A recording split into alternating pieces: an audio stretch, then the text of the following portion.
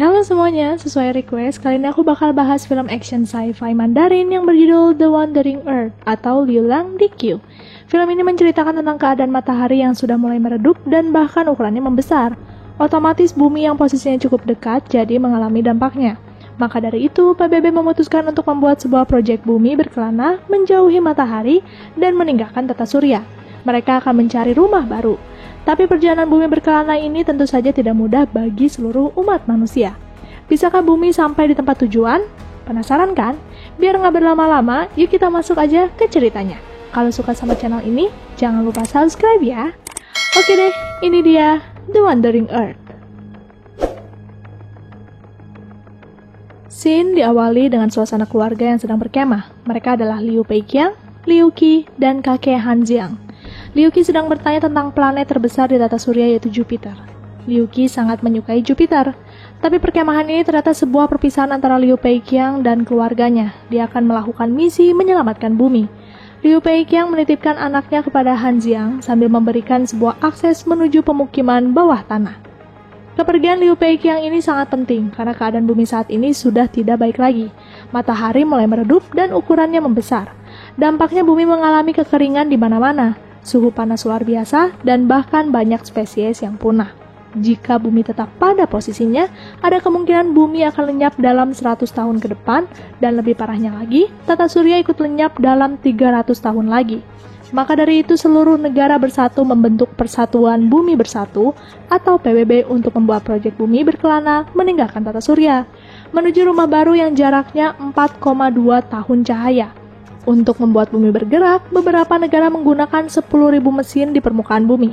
Selama bumi berjalan menuju tempat tinggal baru di luar angkasa sana akan ada platform navigasi luar angkasa yang akan memperhatikan setiap gerakan bumi, terdiri dari berbagai macam ahli dari seluruh dunia, dan di sanalah Liu Peiqiang menjalankan misinya. Selain itu, keadaan bumi saat ini banyak bencana, suhu menurun sangat parah dan tsunami di mana-mana, sehingga PBB membuat pemukiman darurat yang dibangun di bawah mesin bumi. Tapi untuk masuk ke dalam pemukiman itu, setiap anggota keluarganya sangat terbatas. Mereka harus mendapatkan hak huni dari undian. Inilah satu-satunya tempat pemukiman yang disediakan PBB sampai nanti bumi sampai di tempat tinggal baru. Untungnya, kakek Han Jiang mendapat hak huni di pemukiman bawah tanah yang diberikan Liu Peiqiang sebelumnya. Dan di sanalah dia membesarkan Liu Qi di kota bawah tanah Beijing 03. 人类，这一诞生于太阳系的。 Dan inilah Liu Qi 17 tahun kemudian. Dia sudah dewasa. Saat ini Liu Qi berencana keluar dari pemukiman bawah tanah dan mengajak adiknya Han Duoduo. Tapi untuk bisa mengajak Duoduo yang sedang belajar, Liu Qi memanipulasi keadaan kelas dengan merusak salah satu sistem, sehingga keributan terjadi, dan itulah waktu yang tepat membawa Duoduo. Setelah berhasil membawa Duoduo keluar kelas, Liu Qi pergi menuju tempat judi. Bukan berniat berjudi, tapi dia akan bertemu pemilik tempat itu yaitu Yige. Selain membuka tempat judi, Yige menyewakan pakaian yang digunakan ke dunia luar sana. Setelah berhasil mendapatkan setelan, Liu Qi dan Duoduo pergi keluar. Tapi, Yige sempat mendengar obrolan mereka tentang rencana tidak akan kembali ke pemukiman bawah tanah. Tentu saja Yige marah, karena sesuai perjanjian, Liu Qi hanya meminjam sehari. Jika tidak akan kembali, seharusnya Liu Qi membelinya, bukan menyewa. Tentu saja bayaran yang diberikan Liu Qi tidak cukup. Liu Qi tidak ada pilihan selain kabur.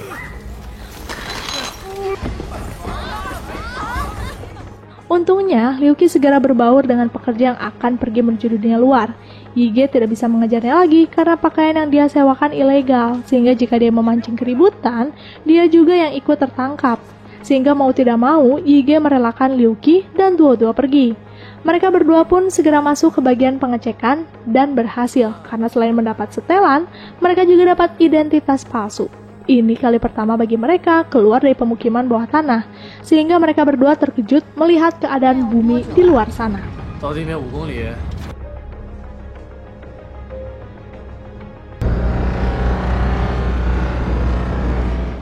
Setelah sampai di permukaan bumi, Liu Qi segera mencari truk pengangkut milik kakeknya, karena ternyata Duoduo telah mengambil kartu ID supir milik kakek. Liu Qi sangat gugup, karena inilah kali pertama untuknya mengendarai truk, dan benar saja, Liu Qi mengendarainya dengan sangat buruk.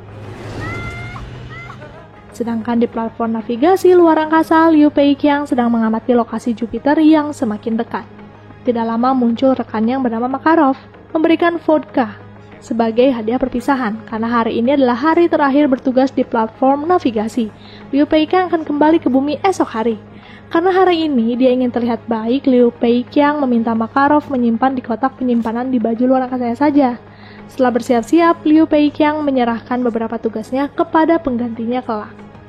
Di tengah kebahagiaan atas kepulangannya, sistem platform navigasi memberitahu adanya lonjakan gravitasi Jupiter di bumi. Garis bumi terlalu dekat dengan Jupiter, sehingga bumi akan mengalami tabrakan. Tentu saja mendengar hal itu, Peiqiang jadi khawatir. Sedangkan di bumi, Liu Qi mendapat cobaan lain. Di depan sana ada razia mobil.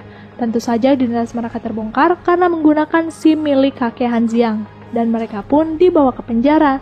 Di dalam penjara mereka berkenalan dengan seorang pria bernama Tim, orang asli Tiongkok tapi berdarah Melbourne karena ibunya berasal dari Melbourne.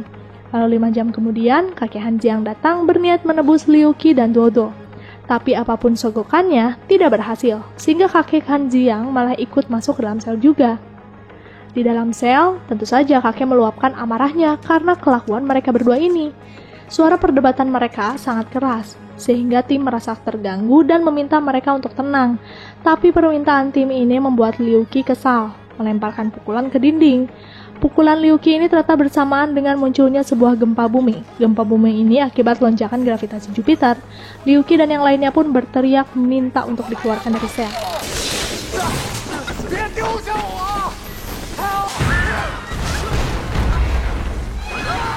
Banyak kerusakan di mana-mana. Bahkan mesin bumi di setiap negara mengalami kerusakan dan terus bertambah. Lalu di sini Liu Qi dan yang lainnya berhasil keluar dari penjara dan segera pergi. Tapi banyak reruntuhan yang jatuh menimpa sekitar, termasuk mengenai bagian belakang truk pengangkut. Untungnya dengan cepat Liu Qi melepaskan muatan belakang. Unit penyelamat dikerahkan untuk mengaktifkan kembali mesin torsi di setiap negara, agar bumi bisa bergerak menjauhi Jupiter. Lalu di platform navigasi, MOS memerintahkan semua staf melakukan hibernasi, agar bisa menghemat energi, karena energi akan dipusatkan ke proses penyelamatan bumi. MOS ini adalah sistem yang ada di navigasi. Dia memberi perintah dan informasi untuk semua staf. Saat tahu pemberlakuan hibernasi, Peiqiang meminta MOS menghubungi Han Jiang. Ketika telepon tersambung, terlihat Liu Qi tidak senang ditelepon oleh ayahnya sendiri. Hubungan mereka memang sudah tidak baik 10 tahun ke belakang. Liu Peiqiang meminta Han Jiang segera pergi menuju tempat pengungsian terdekat.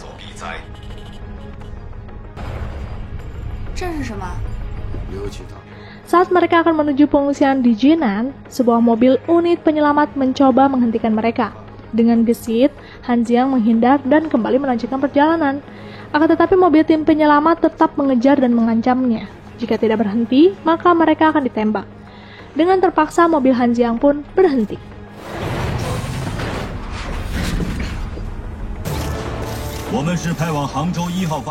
Tim penyelamat pun turun. Mereka menjelaskan alasan menghentikan mobil Han Jiang karena mereka sedang ditugaskan mengantarkan inti pemantik mesin bumi di Hanzhou. Tapi karena gempa, ada sebuah celah besar yang menyebabkan kontainer yang membawa pemantik mesin mengalami kecelakaan. Bagian supir melepaskan diri dan terjun ke dalam jurang, agar isi dari kontainer tidak ikut masuk ke dalam jurang juga. Inilah permintaan tim penyelamat, meminta Han Jiang mengantarkan inti pemantik ke mesin bumi di Hanzhou 01. Karena mengikuti undang-undang yang ada, mobil pengangkut wajib membantu tim penyelamat ketika dibutuhkan.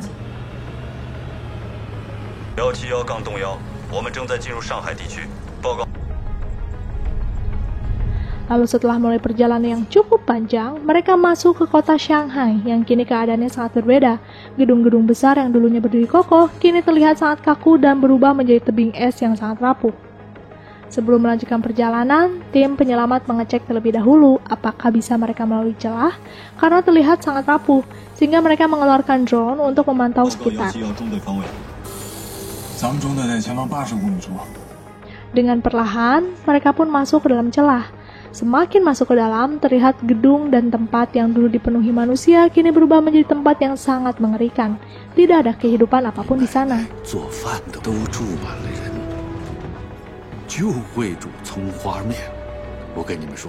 Sedangkan di platform navigasi luar angkasa, Peiqiang masih belum melakukan hibernasi. Makarov membujuk Liu Peiqiang bahwa semuanya akan baik-baik saja. Cara inilah mereka bisa membantu, yaitu dengan melakukan penghematan daya. Dengan terpaksa Liu Peiqiang pun masuk ke dalam pod hibernasinya. Tapi sebelum mengaktifkan hibernasi, Liu Peiqiang masih ingin mengetahui posisi Liu Qi, dan saat mengetahui Liu Qi ada di Shanghai, tentu saja Peiqiang panik. Seharusnya mereka sudah ada di pengungsian. Moss pun menjelaskan bahwa Liu Qi dan yang lainnya memang berniat pulang, tapi tiba-tiba mereka diminta tim penyelamat membawa inti pemantik mesin bumi. Peiqiang pun meminta Moss menyambungkan dengan penanggung jawab tim penyelamat, yaitu Kapten Wang Lei. Setelah tersambung, Peiqiang meminta Kapten Wang Lei menurunkan warga sipil ke pengungsian Jiaxing. Tapi Kapten Wang Lei meminta pengertian Peiqiang karena mereka memang harus segera mengirimkan inti pemantik ke Hanzhou. Ditambah lagi mereka membutuhkan supir yang berpengalaman seperti Han Xiang. Di tengah perbincangan antara Kapten Wang Lei dan Peiqiang, Liu Qi menyela, mengatakan bahwa dia yang akan menyetir menuju Hanzhou, sedangkan Han Xiang dan Dodo akan diturunkan di pengungsian Jiaxing. Mendengar hal itu tentu saja Han Xiang menolaknya, karena dia tahu Liu Qi tidak bisa mengendarai truk pengangkut. Liu Peiqiang juga setuju, karena menurutnya Liu Qi masih anak-anak. Tentu saja kalimat itu memicu amarah Liu Qi. Dia berhak memutuskan pilihan hidupnya, seperti apa yang dilakukan ayahnya dulu. Ternyata ibu Liu Qi sakit parah saat Liu Qi berumur 7 tahun. Dan saat sebelum kepergian keluar angkasa, Liu Peiqiang memutuskan untuk tidak melanjutkan pengobatan istrinya. Langkah itu menurutnya terbaik karena menurutnya istrinya tidak akan bertahan lama. Ditambah pemukiman bawah tanah hanya bisa diakses oleh 2 anggota keluarga saja. Itulah alasan hubungan Liu Qi dan Peiqiang tidak baik. Di tengah obrolan mereka tiba-tiba terdengar ada keadaan darurat. Pesawat tim penyelamat tidak bisa bekerja karena tekanan atmosfer turun. Jatuhnya pesawat terbang menyebabkan jatuhnya bongkahan es di sekitar mereka.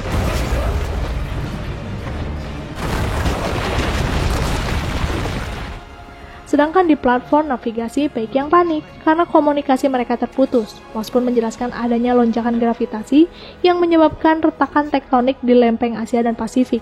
Peiqiang pun meminta untuk dihubungkan dengan PBB. Tapi anehnya Moss malah mengambil alih proses pengungsian di platform navigasi dan mengaktifkan gas hibernasi. Moss tidak mengizinkan Peiqiang keluar dari podnya. Sedangkan di bumi, para tim penyelamat terjebak di antara celah tebing. Mereka harus segera keluar dari kendaraan sebelum reruntuhan kembali menimpa mereka. Liu Qi pun mengaktifkan bola pelindung agar Han Xiang dan Dodo bisa berlindung di dalam sana. Sedangkan tim penyelamat memilih menyelamatkan inti pemantik karena inilah satu-satunya pemantik yang bisa diberikan ke mesin bumi Hanzhou. Tidak ada pemantik lagi jika ini rusak. Untungnya, keadaan inti pemantik setelah diperiksa masih baik-baik saja. Saat sedang melihat sekitar, salah satu tim penyelamat menemukan gedung yang terlihat kokoh. Mereka bisa memanjat ke atas sana dari dalam gedung. Singkat cerita, Wang Lei dan beberapa tim penyelamat sudah sampai di lantai 79, tapi saat akan menarik inti pemantik, Liu Qi meminta untuk mendahulukan manusia sebelum inti pemantik. Mendengar ada perdebatan di bawah sana, Wang Lei pun memutuskan menarik inti pemantik sekaligus manusia di waktu yang bersamaan.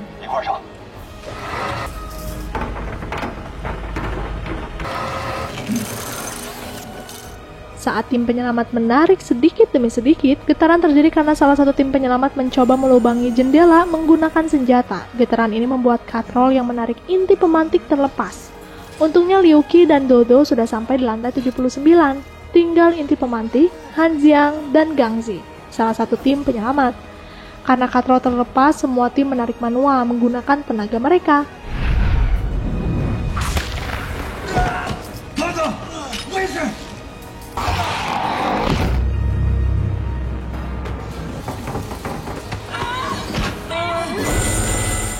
Setelah inti pemantik terselamatkan, tiba-tiba lift terjatuh.